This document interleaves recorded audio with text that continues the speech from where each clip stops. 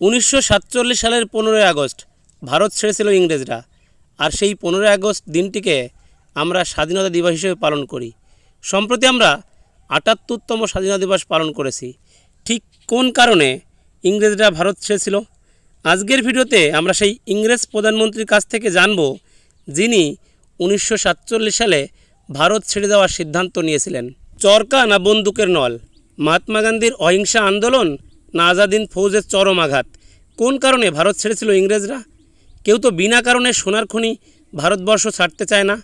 এই প্রশ্নটি যদি আপনি সাধারণ ভারতীয়দের কাছে জিজ্ঞাসা করেন, তাহলে উত্তরটা হয়তো ভাগাভাগি হয়ে যাবে। তাই আসুন জেনে নিই, কেন ভারত ছেড়েছিল ইংরেজরা। তাও কার কাছ থেকে জানেন? খোদ সেই সময়ের ইংরেজ প্রধানমন্ত্রী, যিনি ভারত ছাড়ার সিদ্ধান্ত নিয়েছিলেন, সেই ক্লেমেন্ট এটলির কাছ থেকে। ভারতবর্ষ স্বাধীন হওয়ার 9 বছর পর 1956 সালে তৎকালীন ব্রিটিশ প্রধানমন্ত্রী ক্লেমেন্ট এটলি ভারত সফরে এসেছিলেন। ভারত সফরকালে তিনি 2 দিন ছিলেন কলকাতার রাজভবনে।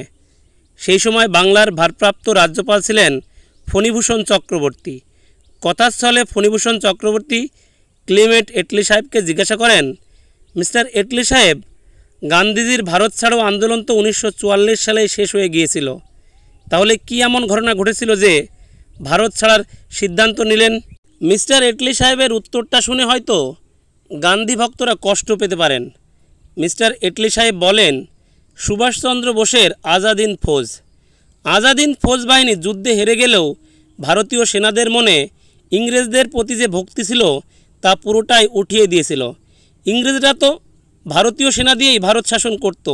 তারাই যদি আমাদের পছন্দ না করে, তাহলে আমাদের চলে যাওয়া ছাড়া আর কোনো উপায় ছিল না। কমেন্টে অবশ্যই আপনার মতামত জানাবেন এবং ভিডিওটি ভালো লাগলে ভিডিওতে একটা লাইক দিয়ে চ্যানেলটি সাবস্ক্রাইব করে রাখবেন।